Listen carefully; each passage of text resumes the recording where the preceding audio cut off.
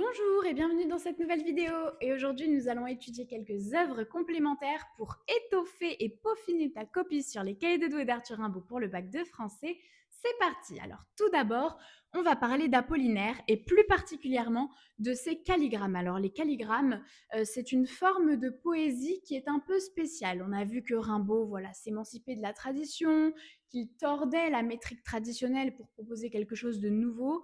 Apollinaire, il va aller encore plus loin dans cette perspective puisqu'il va mêler texte et image. Eh bien, un calligramme, c'est un dessin en fait. Un dessin, oui, mais dont les contours des objets, des formes sont faits avec des vers, sont faits avec de l'écriture. Donc en fait, le calligramme, c'est une forme d'aboutissement, de torsion de la métrique traditionnelle pour proposer quelque chose de nouveau. Donc ça va être très intéressant. Toujours avec Apollinaire, on peut penser à un autre poème. Alors, Zone, cette fois-ci. Attention, Zone n'est pas un calligramme, hein, les calligrammes sont distincts. Zone est un poème qui commence par le vers suivant.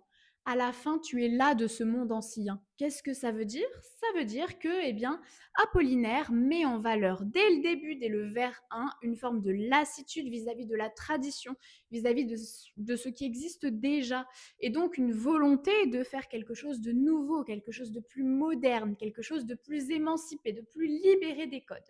Donc ça va être très intéressant. Et ce qui va être intéressant, c'est aussi la suite de Zone. Dans Zone, Apollinaire va faire référence aux moyens de transport, va faire référence aussi à beaucoup d'autres choses, aux tramways, aux monuments, à la tour Eiffel, etc.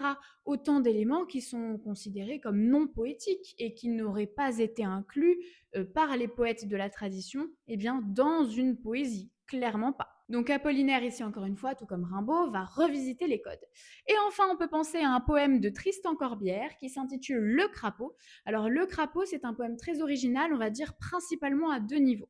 Premier niveau, en ce qui concerne la métrique, puisque c'est un sonnet inversé, qu'au lieu de se composer de deux quatrains puis de deux tercets, le crapaud commence par deux tercets et se termine par deux quatrains.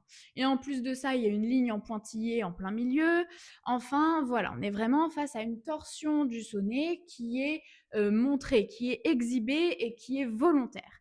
Ce qui va être très intéressant aussi, mis à part voilà, ce sonnet inversé, ces règles de la métrique qui ne sont pas respectées en termes de ponctuation, on a aussi un dialogue en plein milieu de ce poème. Eh bien, ce qui va nous intéresser là-dedans également, c'est le fait que Tristan Corbière va se comparer à un crapaud. C'est-à-dire que lui, poète, va se comparer à un animal repoussant, hideux, dégoûtant. Alors que traditionnellement parlant, les poètes ont plutôt tendance à s'élever, à se penser supérieurs aux autres, meilleurs, à se réfugier dans une tour d'ivoire. Eh bien, Tristan Corbière, pas du tout.